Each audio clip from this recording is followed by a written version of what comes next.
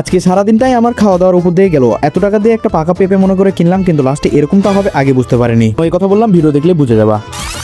আজকে সকালবেলা ঘুম থেকে উঠে দেখি একটা রুটি আর প্রেসার কুকারে অল্প পরিমাণ কিছু খিচুড়ি রাখা আছে। এখন আম্মু যেহেতু বাসায় নাই, তাই আমাকে এগুলোই খেতে হবে। তাই প্রথমে 1 কাপ গ্রিন টি দিয়ে আমার দিনটা শুরু করলাম। এরপর গ্যাসের চুলা জ্বালিয়ে একটা পোচ করে নিলাম, আর হয়ে গেল আমার ভিআইপি ব্রেকফাস্ট। এরপর দুপুর হলে আব্বুর জন্য খাবার নিয়ে গাড়ি স্টার্ট দিয়ে দোকানে চলে আসলাম, কিন্তু গাড়ি স্টার্ট করতে যায় যা বুঝলাম ভাই গাড়ির সিট সেই লেভেলের গরম হয়ে গেছে। আর আজকে আব্বু দোকানের জন্য কোক স্প্রাইট অর্ডার করেছিল, তাই দোকানে এসেই প্রথম আমার এই কাজটা ছিল যে কোক স্প্রাইটটা সুন্দর মতন ফ্রিজে সাজিয়ে দেওয়া। তাই আমিও লেগে পড়লাম কাজে। যদিও আমি বাসা থেকে খেয়ে এসেছি, কিন্তু দোকানে এসে একটা ভ্যান দেখতে পাই, যে ভ্যানে পাকা পাকা পেঁপে বিক্রি হচ্ছিল, যেটা দেখে আমি লোভ সামলাতে পারলাম না। তাই আমিও একটা পাকা পেঁপে নিয়ে নিলাম। আর এটা কাটার পর তো আমি আরো খুশি হয়ে যাই, কারণ পেঁপের ভিতরে থাকা বিচিগুলো একদম কালো হয়ে গেছে। তার মানে এটা নিশ্চিত যে পেঁপেটা একদম মিষ্টি হবে। আর বিশ্বাস করেন ভাই, আমি যেমনটা ভেবেছিলাম তার থেকে অনেক বেশি মিষ্টি এই পেঁপেটা। পেঁপে খেয়ে তো আমার মনটা শান্তি হয়ে গেল। এরপর বিকাল হলে একটা কাজ করে যায়, যে কাজ শেষ করার জন্য আমাকে আসতে হয় পদ্মপুকুরে রেখে নিয়ে। আর আজকে আমি এখানে ঘুরে বেড়ালাম। আর এই জায়গাটা যে এত সুন্দর করেছে এটা বলার বাইরে। উপর থেকে তো একটা সুন্দর ভিউ আসছিল, আর রাতে এখানে আসলে বলে আরো সুন্দর লাগে, কারণ চারিদিকেই সুন্দর সুন্দর লাইট জ্বলে। সেদিনটা আমি এভাবেই শেষ করলাম। আর আজকে মিনি ব্লগ এখানেই শেষ করলাম। Tata bye bye.